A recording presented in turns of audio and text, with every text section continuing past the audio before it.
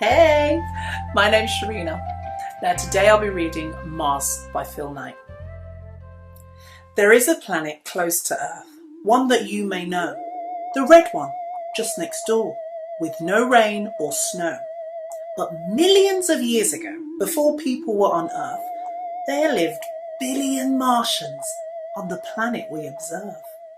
They had giant cities, flying cars, and lasers, don't you know?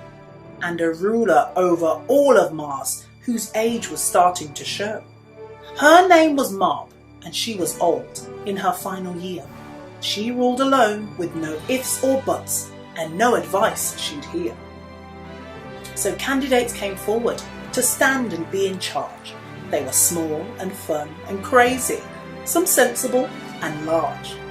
They had to make speeches about all the things they do. Schools, business, hospitals and spaceship taxis too. A candidate came forward, young and keen and strong.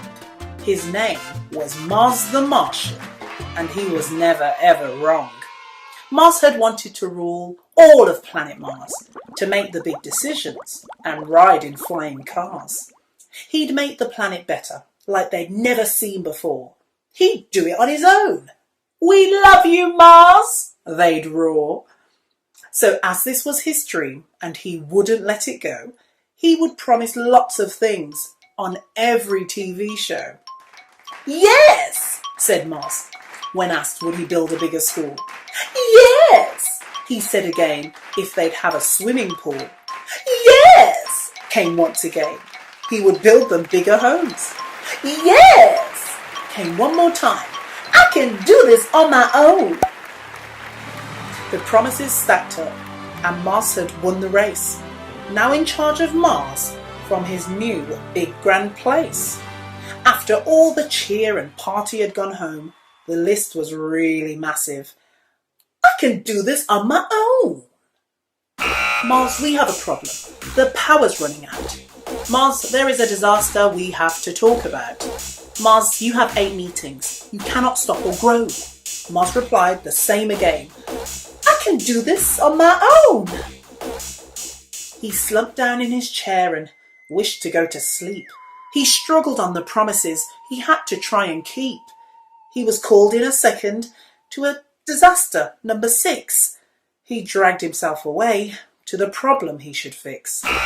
"Mars, a storm is coming. It's going to destroy a town." "Mars, we need some glue. The diamond's fallen out the crown." "Mars, the fountains have stopped. We lost the bubble and foam." Mars yawned and said again, "I can do this on my own." That night, he fell asleep.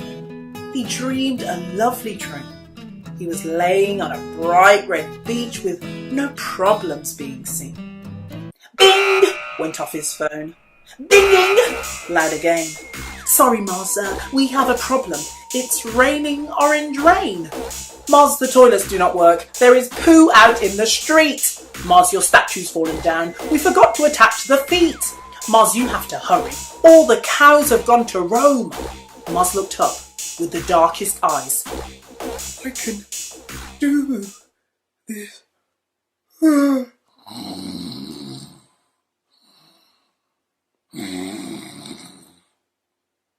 Mars slept and slept, exhausted after a week.